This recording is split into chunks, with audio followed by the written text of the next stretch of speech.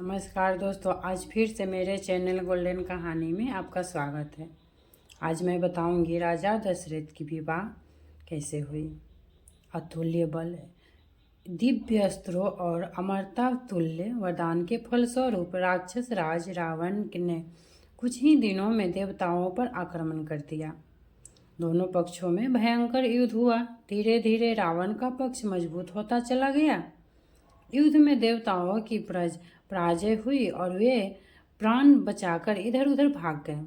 अब सृष्टि की संपूर्ण व्यवस्थाओं पर रावण का अधिकार हो गया।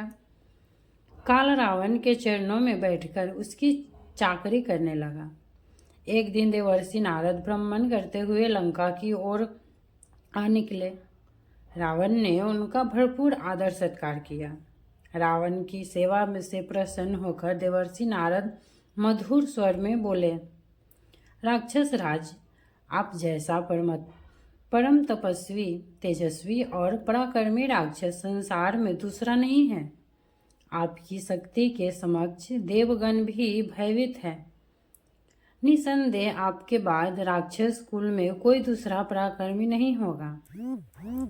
देवर्षि, यह आप क्या कह रहे हैं? क्या आपको ज्ञात नहीं है, ब्रह्मा जी ने मुझे अमरता का वरदान दिया है। मैं अमर हूँ, मुझे कोई नहीं मार सकता। नारद थोड़ा मुस्कुराते हुए बोले, राक्षस राज, यद्यपि आप ब्रह्मा जी के परपौत्र हैं, लेकिन उन्होंने आपसे छल किया है। याद कीजिए राजन, उन्होंने वर दिया था कि आपकी मृत्यु मनुष्य के अतिरिक्त अन्य किसी के द्वारा नहीं होगी। भगवान शिव ने आपको शाप दिया था कि शीघ्र ही एक मनुष्य आपके बल के नाश का कारण बनेगा। फिर यह सृष्टि का नियम है कि जो जन्मा है, एक न एक दिन उसकी मृत्यु अवश्य होगी। यदि आपको मेरी बात पर विश्वास न हो तो ब्रह्मा जी से पूछ ले। भूत, वर्तमान और भविष्य उनके अधीन है। वे आपको सत्य अवश्य बता देंगे। इस प्रकार रावण के मन में शंका का बीज रोपकर देवर्षि नारद वहां से चले गए। अब तो रावण के हृदय में अपनी मृत्यु के विषय में जिज्ञासा उत्पन्न हो गई। वो उसी समय ब्रह्मा जी के पास गया और अपने मन की बात उन्हें बताई। ब्रह्मा जी बोले, वत्स, यह सत्य है कि तुम्हारी मृत्यु निश्चित है। कल अयोध्या के राजा दशरथ का विवाह कौशल देश की राजकुमारी कौशल्या से होगा।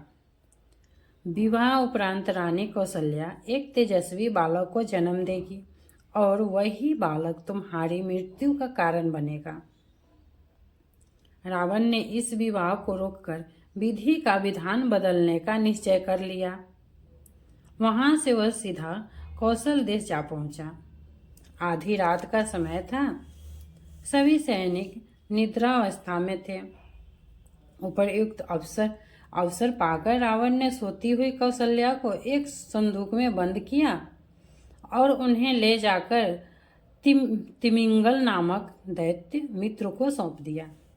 तिमिंगल ने उस संदूक को समुद्र के बीच में स्थित एक द्वीप पर छोड़ दिया। इधर राजा दशरथ जल मार्ग से बारात लेकर कौशल देश की ओर जा रहे थे। उस समय दैव योग से भारी वर्षा होने लगी। जल की लहरें आकाश को चूमने लगी। चारों ओर भयंकर चक्रवात उत्पन्न हो गया। इस तूफान में सभी नावें डूब गई। राजा दशरथ और उनका मंत्री सुमंत्र किसी तरह एक टूटी हुई नाव को पकड़कर उस द्वीप तक जा पहुंचे जहां तिमिंगल ने संदूक छुपाया था। द्वीप पर एक विशाल संदूक देखकर राजा दशरथ विस्मित रह गए। उत्सुकतावश जब उन्होंने संदूक खोला तो उसमें से कौशल्या बाहर निकल आई। दोनों में परिचय का आदान प्रदान हुआ। भावी पति को अपने समक्ष देखकर कौशल्या लज्जा और संकोच से भर उठी। दशरथ भी एकटक उन्हें देखते रह गए। तदंतर सुमंत्र के परामर्श से राजा दशरथ राजकुमारी कौशल्या को लेकर अयोध्या लौट आए और उसने विधिवत विवाह कर लिया। इस प्रकार रावण के अनेक प्रयत्न करने पर भी राजा दशरथ और कौशल्या का विवाह संपन्न हो गया।